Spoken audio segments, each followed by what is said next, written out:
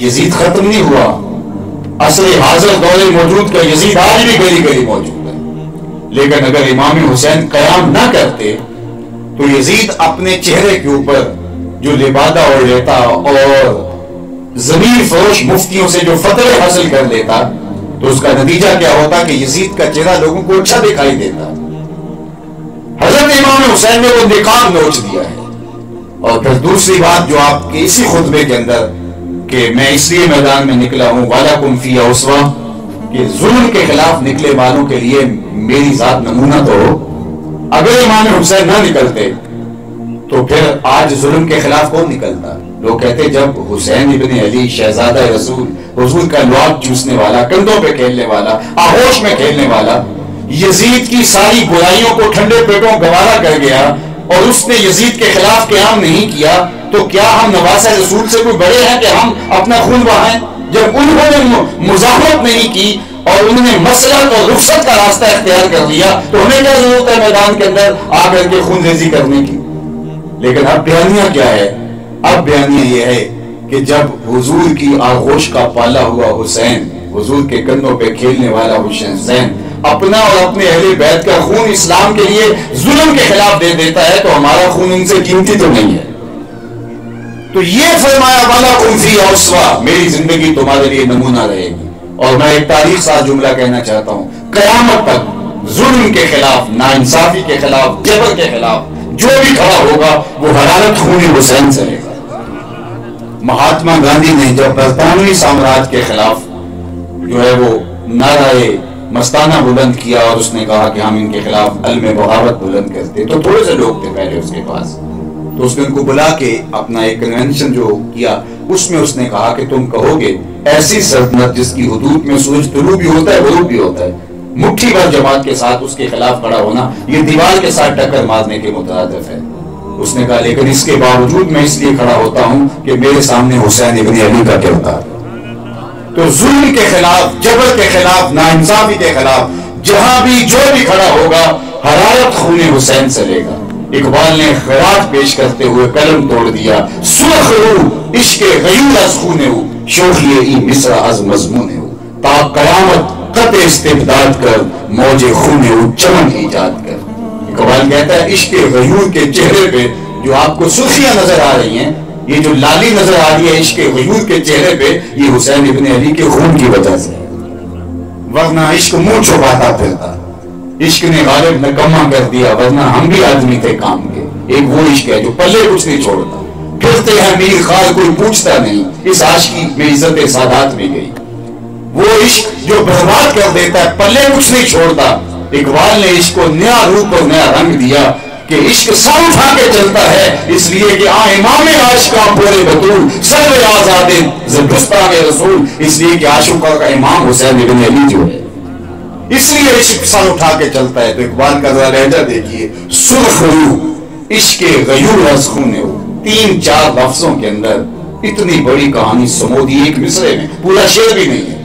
سرخ رو عشق غیور از خونے ہو، عشق غیور کے چہرے پہ سرخیاں حسین ابن علی کے خون کی وجہ سے. اقبال خود آشش کر اٹھتا ہے ایک مصرے میں اتنا بڑا مضمون، تو پھر خود کہتا ہے شوخی ای مصر از مضمون ہو، کہ اس مصرے میں جان اس لیے آئی ہے کہ نام حسین کا لیا ہے. تو حسین ابن علی کا نام مردوں کو بھی کھڑا کر دیتا ہے، توانائی دیتا ہے، زندگی کی حرارت توڑتی ہے. ان کا نام آج کاش کی امت ان کے نام کے ذریعے سے اپنی نہضت کی منزل پا لیتی، نشت کی منزل پا لیتی. لیکن افسوس سے مجھے کہنا پڑا، وہ کسی شاعر کا کوئی شعر ہے لیکن میں اس کے مصرع اول کو تھوڑی سی ترمیم کے ساتھ عرض کرنا چاہتا ہوں کہ آج 1 ارب 70 کروڑ مسلمان دنیا کے اوپر بستے ہیں اور وقت کے یزید تنتنا رہے ہیں. آج قرآن کے نظام کو بدلنے کے لیے یزید نے کوشش کی تھی، آج قرآن مجید نظر آتش کیا جا رہا ہے اور 170 کروڑ مسلمان. تو کسی نے قلم توڑ دیا. اللہ اکبر. اس کا مصرع اول میں تھوڑی تبدیلی کرنا چاہوں گا حالات کے تناظر میں. اللہ اکبر. ہم 170 کروڑ ہو کے بھی سامراج کے غلام رہے، ہم 170 کروڑ ہو کے بھی سامراج کے غلام رہے. حسین تیرے 72 سروں کو سلام. حسین تیرے 72 سروں کو سلام، اے حسین ابن علی تم پر سلام، نازش آل نبی تم پر سلام، تم پہ لاکھوں رحمتیں لاکھوں سلام، اے شہیدان محبت کے امام، لالا گوں لالا بدن لالا کفن، اے چمن اندر چمن، زندگی ہی زندگی تیری حیات، اے حیات اندر حیات، افتخار ملت بیضا ہے تو، رب کعبہ کی قسم یکتا ہے تو، فخر کا دل میں دریچہ باز ہونا چاہیے، فخر کا دل میں دریچہ باز کرنا چاہیے، جن کا تو آقا ہے ان کو ناز کرنا چاہیے۔ حضرت امام حسین رضی اللہ تعالیٰ عنہ کا نام ہمارے لیے عزتوں کا نشان اور افتخار کی علامت، اور آج ہم بیٹھ کر کے ان کے تذکرہ نور سے اپنے دلوں کو حرارت دے رہے ہیں، لیکن صاحب ہمیں اپنی زندگی میں اسوہ شبیہی کو عملاً داخل کرنا ہوگا، اور وقت کے ہر یزید اور ہر فرعون اور ہر نمرود، ہر شداد، ہر حامان، ہر صفتت اور ہر باطل کے سرغنے کے سامنے ہمیں سیسا ہوئی دیوار بننا پڑے گا، اور خیر کی قوتوں کو ابھارنے کے لیے کسی قربانی سے گریز نہیں کرنا ہوگا، پھر ہم صحیح معنی میں حضرت امام حسین کی شفقتیں حاصل کر پاتے ہیں۔ اور اگر ہم اپنی زندگی کو طرز یزید پہ گزارتے ہیں، جو خرابیاں جو خامیاں، شیطان کی اطاعت اور اس کے ہتھے چڑھ جانا، یہی اگر ہمارا رویہ اور طرز زندگی ہے، تو پھر ہم زبان سے حسین ابن علی کا صرف نام ہی لیتے ہیں، رویے ہمارے سارے کے سارے یزید والے ہیں۔ اس لیے ہمیں یک رنگی اختیار کرنی چاہیے اور اپنے طرز زندگی کو حضرت امام حسین رضی اللہ تعالیٰ عنہ کے نقوش پاک کی صورت کے اندر جو ہے وہ ڈھالنا چاہیے۔ اللہ ان کے نقوش پاک کی برکت امت مسلمہ کو مقسوم فرمائے۔ میں شکریہ ادا کرتا ہوں جناب حاجی جاوید صاحب، ان کے رفقاء کار کا، کہ جن کی وساطت سے جو ہے وہ آپ سے ہم کلام ہونے کا موقع اور شرف ملا۔ اللہ تعالیٰ جل شانہ ان کو بہت ساری برکتیں دے، اس پورے خاندان پر اپنی رحمتوں اور کرم نوازیوں کی بارش کرے۔ آپ جتنے لوگ تشریف لائے، اللہ آپ کو واپس گھروں میں پہنچنے سے پہلے اس اجتماع کی برکتیں عطا کر دے اور اپنی عنایتوں کا حظ وافر دے۔ بار دیگر میں پاکستان کے لیے دعا کرتا ہوں کہ اللہ میرے وطن کو اپنی امان اور اپنی پناہ میں نصیب مالا مال کرے، اور معیشت کا جمال اور معاشرت کا حسن عطا کر دے۔ اللہ ہمیں نیک، صالح، پاک کردار اور اہل حکمران عطا کرے، اور یہ تبھی ممکن ہوگا اگر ہم اچھے ہوں گے۔ کسی نے حجاج بن یوسف سے کہا تھا کہ تو نے حضرت عمر کا زمانہ دیکھا ہے تو ان جیسا انداز حکمرانی کیوں اختیار نہیں کرتا؟ بڑا ظالم شخص گزرا ہے، 70,000 لوگ اس نے اپنے ہاتھ سے کاٹے تھے، 90,000 لوگ اس کے حکم سے کٹے تھے۔ حضرت حسن بصری کہا کرتے تھے پچھلی امتوں کے لوگ اپنے سارے ظالم لے اور ایک پلڑے میں ڈال دیں، ہم دوسرے پلڑے میں حجاج بن یوسف کو رکھ دیں گے، پلڑا بھاری ہوگا۔ اتنا بڑا ظالم، لیکن کسی نے جرأت کر لی، کہا تو نے حضرت عمر کا زمانہ دیکھا ہے، ان جیسا انداز حکمرانی کیوں اختیار نہیں کرتا؟ اس نے 2 لفظوں میں جواب دیا، اس نے کہا تبازروا اتعمر لکم، تم ابو ذر بن جو میں عمر بن جاتا ہوں۔ جب رعایا خود چور، ڈاکو، بدماش اور جو اس سے ہو سکتا ہے وہ کرے گی، تو پھر ہم کیسے توقع رکھ سکتے ہیں کہ اللہ رحمت کی چادر ہمارے اوپر تان دے گا؟ اعمالکم اموالکم، تمہارے اعمال ہی تمہارے اموال ہوتے ہیں، جس طرح کا عمل ہوگا اس طرح کا اوپر تمہارے اوپر شخص مسلط کر دیا جائے گا۔ ہمیں خود صحیح ہونا پڑے گا، اپنے رویے درست کرنے پڑیں گے، اپنے آپ کو سچائی کا خوبیہ بنانا پڑے گا، اور اپنے آپ کو دیانت اور جو ہے وہ صالحیت کے سانچے میں ڈھالنا پڑے گا۔ اگر ہم ایسا کر لیتے ہیں تو انشاءاللہ اللہ تعالیٰ اسباب پیدا کر دیتا ہے۔ آپ دیکھتے ہیں آسمان پہ بادل کا ایک ٹکڑا بھی نہیں ہوتا، لیکن جب اللہ پیاسی زمین کو سیراب کرنا چاہتا ہے، کہاں سے بادل امٹ کے آ جاتے ہیں، پھر کھل کے برستے ہیں، پھر خلت برگ و بار ملتی ہے درختوں کو۔ جب ہم اللہ جل شانہ کے مطیع بن جائیں گے تو اللہ ایسے بندے بھیجے گا کہ ہم سوچ بھی نہیں سکتے۔ اللہ کی کرم نوازی ہمارے اوپر ہوگی، ورنہ اللہ تعالیٰ فرماتا ہے وہ اس بات پہ قادر ہے کہ تمہارے اوپر سے بھی عذاب بھیجے، تمہارے نیچے سے بھی عذاب بھیجے۔ علماء نے کہا نیچے سے عذاب زلزلے ہیں، اوپر سے عذاب پتھروں کا برسنا ہے، لیکن حضرت عبداللہ ابن عباس کہتے ہیں نہیں، نیچے کا عذاب یہ ہے کہ تمہاری اولادیں نافرمان ہوں، اور اوپر کا عذاب یہ ہے تمہارے اوپر ظالم حکمران مسلط کر دیے گئے۔ یہ اوپر اور نیچے کے عذاب میں کیا ہم جکڑے ہوئے نہیں؟ ہمارے ماتحت خائن ہو گئے ہیں، اور جو اوپر ہیں وہ ظالم اور جابر ہیں۔ ہمارا درد ہے، ہمارا نااحساس ہے، پھر نتیجہ کیا ہے جو ہمارے سامنے ہے۔ اس لیے ہمیں خود صحیح ہونا پڑے گا. اقبال نے جب شکوے کی زبان کھولی تو لہجہ تلخ ہو گیا. صفائے دار سے باطل کو مٹایا ہم نے, نو انسانی کو غلامی سے چھڑایا ہم نے, تیرے کعبے کو جبینوں سے بسایا ہم نے, تیرے قرآن کو سینوں سے لگایا ہم نے, پھر بھی ہم سے گلا ہے کہ وفادار نہیں, ہم وفادار نہیں, تو بھی تو دلدار نہیں. بہت سخت لہجہ ہو گیا, لیکن جب جواب آیا تو سارا نشہ اتر گیا.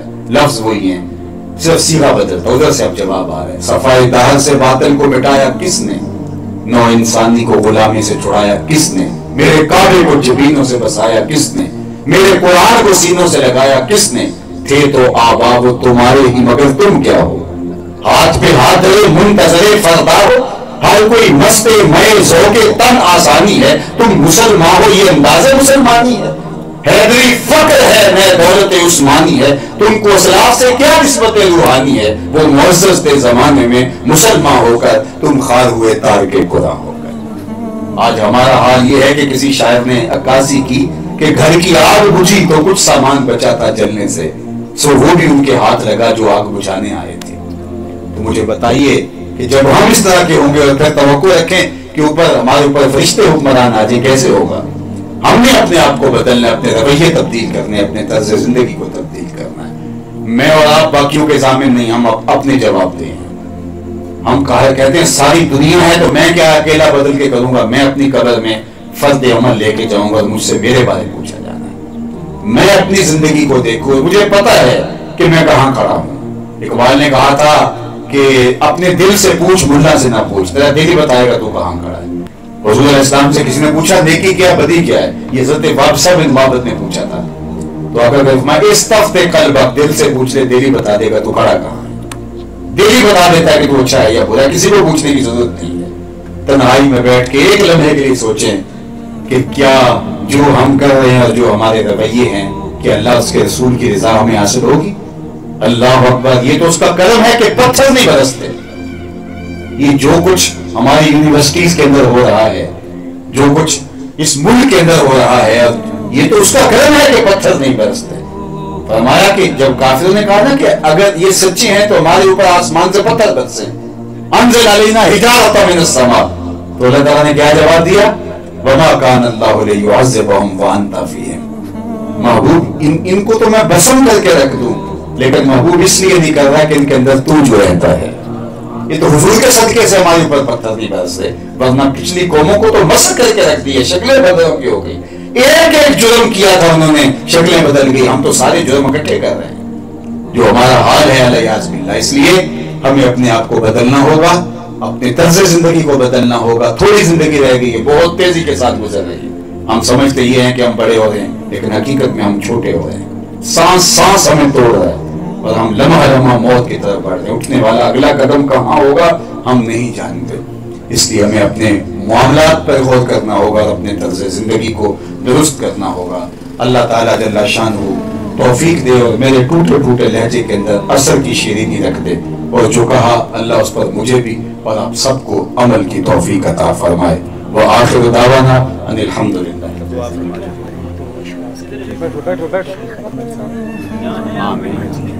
الحمدللہ رب العالمین والصلاة والسلام علی اشرف الانبیاء والمرسلین. اللہ اٹھے ہوئے ہاتھ کبھی خالی نہ موڑے جائیں, پھیلی ہوئی جولیاں رحمتوں سے بھر دی جائیں, بخت کی بہاریں نصیب ہوں, مقدر کی خزائیں رخصت فرما. اللہ میرے وطن کی خیر فرمانا, میرے ملک کو ہر طرح کی پریشانی سے, اذیت سے محفوظ فرمانا, معاشرت کا حسن اور معیشت کا جمال دینا, نیک صالح پاکیزہ اہل اور دیانتدار حکمران عطا کر دینا. اللہ ہماری عادات میں حسن پیدا کر دینا, ہماری زبان کو سچائی کا نور دینا, خیالوں کو عفت اور پاکیزگی دینا. اللہ ہماری بہنوں بیٹیوں کو پاک دامن رکھنا, اپنی خاص عنایتیں ہمارے نوجوانوں کا مقسوم کرنا. اللہ پورے عالم اسلام کی خیر فرمانا, جہاں جہاں امت ظلم اور جبر کی باہوں میں کسی کرا رہی ہے نجات نصیب کر دینا. اے اللہ کچھ بیماروں کے لیے کہا گیا اپنے کرم سے شفا دینا, اس کے علاوہ بھی جتنے بیمار ہیں سمت کے سب کو شفا دینا. اللہ جتنے لوگ آئے ہیں خیر سے گھر لوٹنا نصیب کرنا, اور اس محفل کی برکتیں پہنچنے سے پہلے پہلے سب کے گھروں تک پہنچا دینا. اللہ یہاں برکتیں فرمانا, ہمارے ان میزبانوں کو بہت برکتوں سے مالا مال فرمانا, ان کے اقبال میں, ان کے طرز زندگی میں اللہ صالحیت کے اجالے پیدا کر دینا. ان کے کاروبار رزق میں فراوانیاں دینا، ان کی عزتوں میں اضافہ کرنا۔ اللہ اپنی خاص کرم نوازیاں جتنے موجودین ہیں اور پورے شہر کے واسیوں بلکہ پوری امت کے افراد کو اللہ برکتیں عطا کر دینا۔ وصلی اللہ تعالی علی النبی الامین وعلی آلہ واصحابہ اجمعین۔ السلام علیکم ورحمۃ اللہ وبرکاتہ۔